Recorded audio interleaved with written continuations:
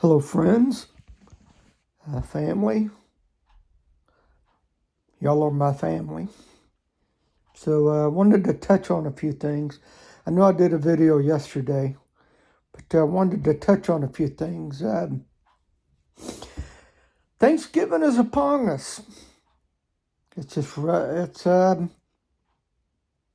this week, actually, Thursday. I honestly never thought we'd see it, but I still think the rapture could be this year. Who knows? The rapture might be this week before Thanksgiving. Who knows? But Thanksgiving has always been one of my favorite holidays. It kind of saddens me that there are those who don't think it really should be a holiday anymore. They should just take it off the calendar. That's why probably around September or October, you go from Halloween, which is truly an awful holiday. That's the holiday that shouldn't be celebrated. It goes from Halloween immediately into Christmas. And really not looked at that much anymore. In fact, all of these stores, what do? They open up on Thanksgiving. Why? It's all about corporate greed. All about corporate greed. And I've had some pretty good Thanksgivings. I wanted to quickly touch on a really good memory. Back when I was about 13, 14, and 15 years old, there were about 3 Thanksgivings in a row where, again, I was probably about 13, 14, and 15. And it was on a farm in a town called Whitney, Texas. And it took us about 90 minutes to 2 hours to get there, give or take. Again, I was 13, 14, and 15. Mom would pack the car up, and Mom would put on some Randy Travis, and off we go. It was on a farm. Miss Teely, I think that was her name. I'm trying to remember.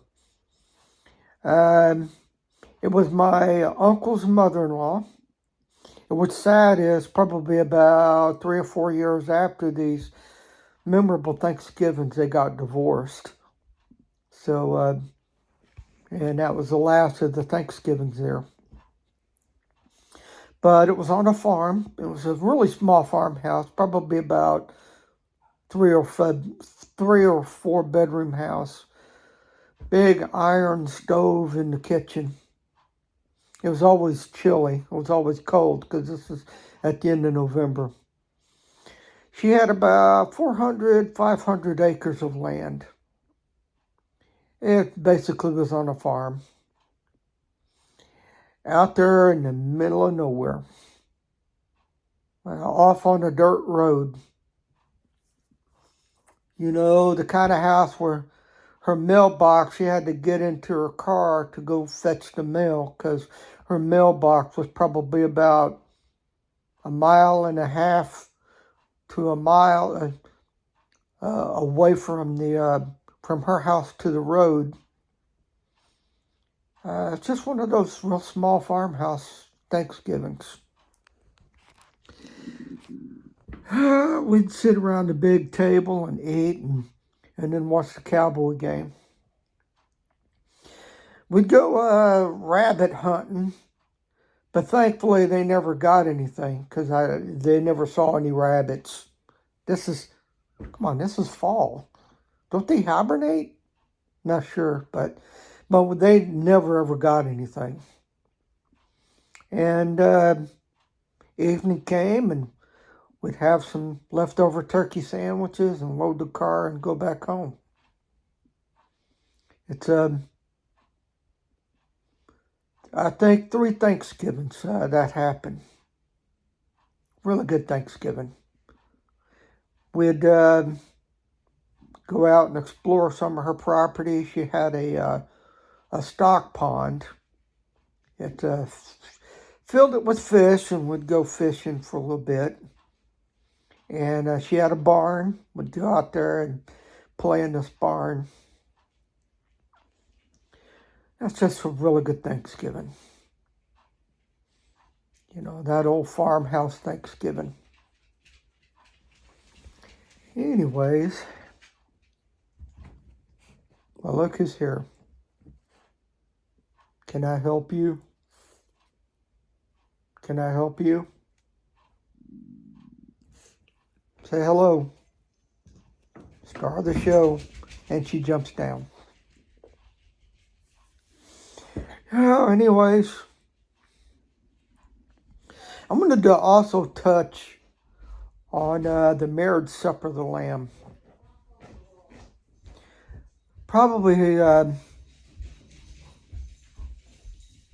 come on, we've all been, that's the one thing we've all been looking forward to. The marriage supper of the Lamb. Got my reading glasses because my bifocals just aren't strong enough. Yeah, I look like a goofball, but my bifocals aren't strong enough. I want to read something. If you want to read along with me, we're in Matthew 22. The parable of the marriage feast. And Jesus spoke to them again in parable, saying, the kingdom of heaven may be compared to a king who gave a wedding feast for his son. Wedding feast for his son.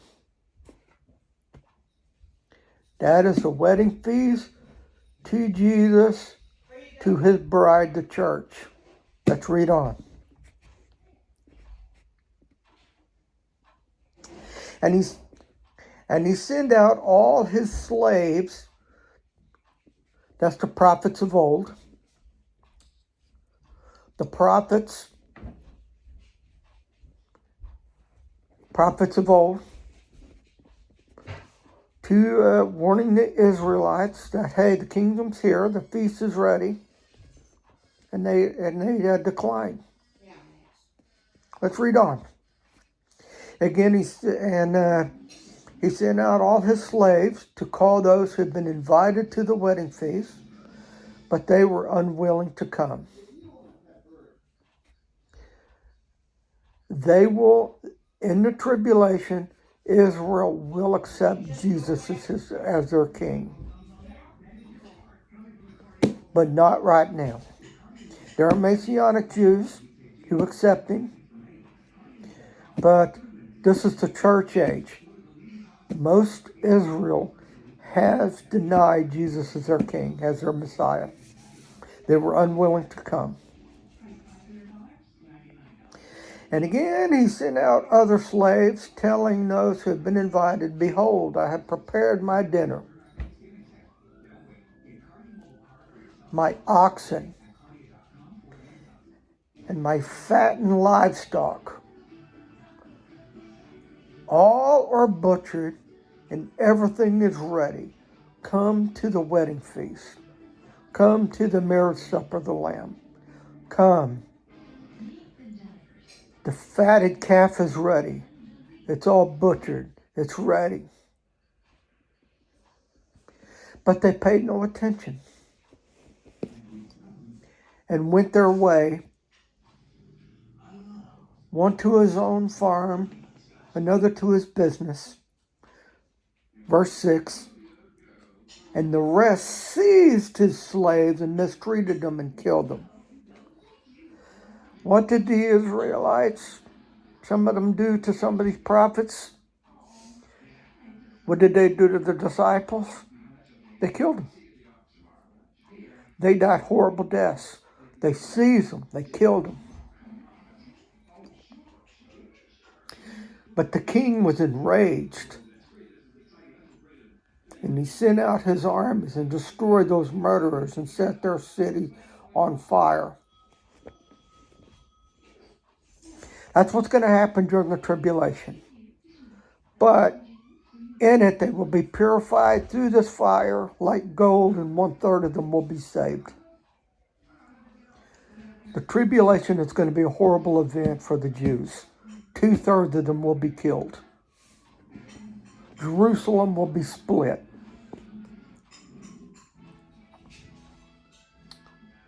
Verse 8. Then he said to his slaves, the wedding is ready, but those who were invited were not worthy. I want you to pay attention. Verse 10 or verse 9. Go therefore, this is the church age. Go therefore to the main highways, and as many as you can find. Many as you can find there, invite to the wedding feast. Verse 10. Those slaves went out to the streets and gathered together all they found, both evil and good. Evil and good. And the wedding hall was filled with dinner guests. I want you to pay attention to this. But when the king, verse 11, but when the king came in to look over the dinner guests, he saw a man there was not dressed in wedding clothes. And he said to him, friend, how did you come in here without wedding clothes? And the man was speechless. Verse 13, then the king said to his servants, bind him hand and foot and throw him to the outer darkness. In the place there will be weeping and gnashing of teeth, for many are called, but few are chosen. Look, we are those dinner guests, the church age. The church age. How do we get our wedding garments? We are going to be purified through the judgment seat of Christ. Purified. And we'll be given our wedding garment there. And we'll be ready for the feast. Ready for the feast. Is there going to meet in heaven? Read it again. Go back and read verse 20, chapter 22 of Matthew again. I think there will be. But there's no murder in heaven. But these are animals. Animals have no souls. We are made in the image of Christ, in the image of God. Will there be meat in heaven? I think there will be. It says it right there. That is the parable of the wedding feast, the marriage supper of the Lamb. The church is invited. We've been purified. We've been giving our wedding garments. We're ready. How long is this wedding feast going to be? I've heard people say the full 7 years. The full 7 years. I honestly don't know. Some people I've heard, well, there's no time differential in heaven. Yes, there is. We're going to be there for 7 years. If you go back and read Revelation, it says that there is a period of silence for 30 minutes between judgments. So there's time differential in heaven. Time will no longer exist in the eternal state. The New Jerusalem comes down. That is when time no longer exists. But in heaven, we're going to be there for 7 years. And I think my son's up. And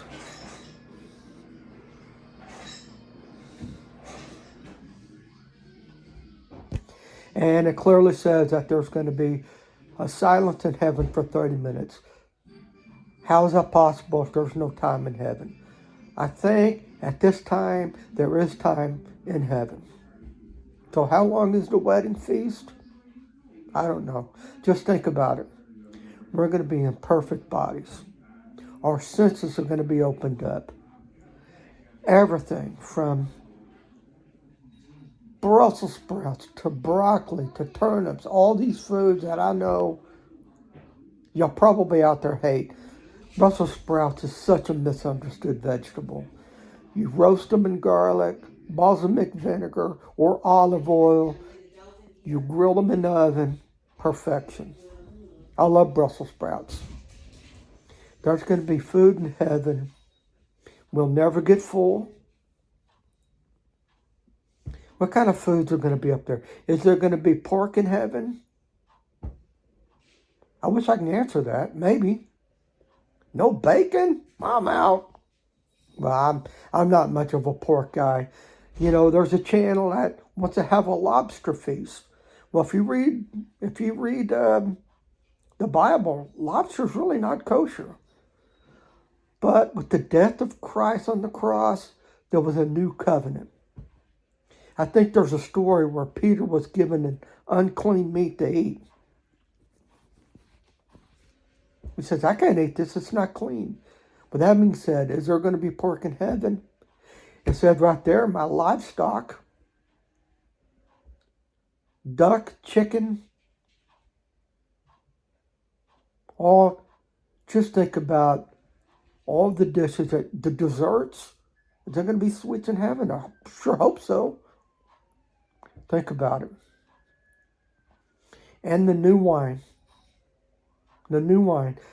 Jesus talks about the new. I'm gonna reach another verse of scripture.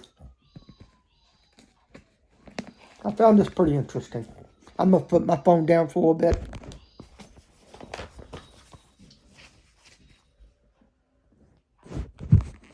All right, I'm gonna read John chapter 2. This is Jesus' first wedding. First wedding.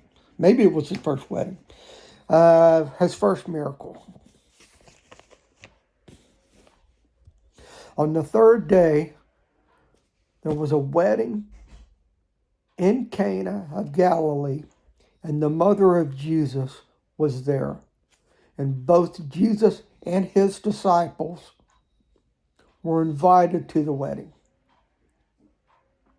When the wine ran out, they have no wine.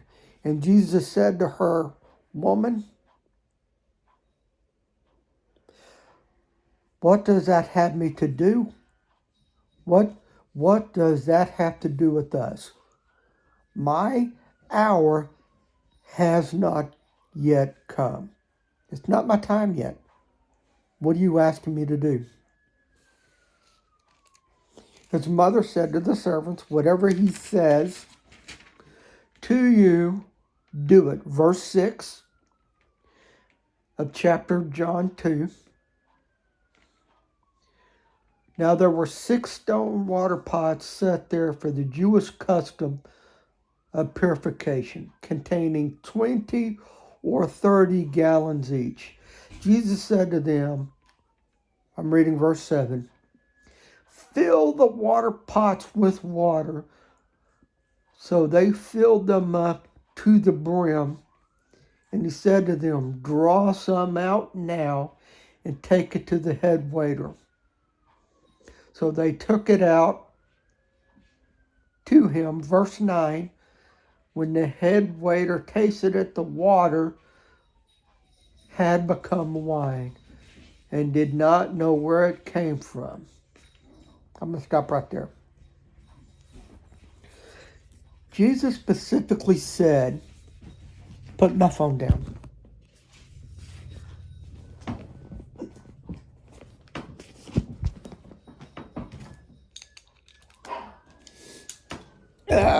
Well, that's good video.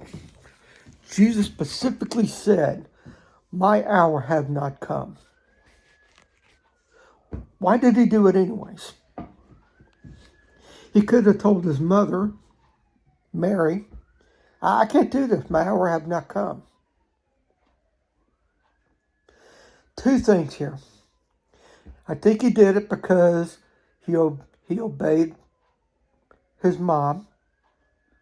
And 2, if you've watched that Before the Wrath, which is a really good movie about the Jewish wedding custom and how it relates to us and the rapture of the church and the oncoming marriage supper of the Lamb.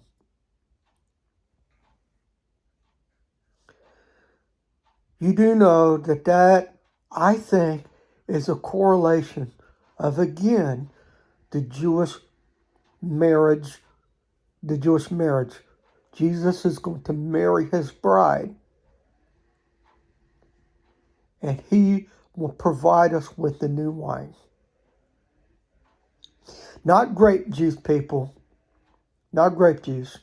However, I can't explain it, but I still think it is some kind of very low to non-alcoholic, but it is going to be wine and not grape juice. Why did he perform that first miracle at the wedding feast? He's going to provide us with the new wine at the marriage supper of the Lamb. In my earlier videos, I really wasn't sure if it is going to be in heaven, or we're going to come down here at the end of the tribulation and establish it here. I've listened to several sermons. I've done my homework. And like a Berean Jew, I now truly think it is going to be up in heaven. Paul himself said, Blessed are those who are invited to the wedding feast. Who are invited? The church, the people that are saved, the people that are going to stand in the judgment seat of Christ and be purified, and we're going to be given our wedding garments, and we are going to have a glorious feast. Every food imaginable, I think, is going to be there. Duck, chicken. Have you ever had duck? It's actually pretty good. It's a little more gamey than chicken, but duck is actually pretty good. Duck, chicken, the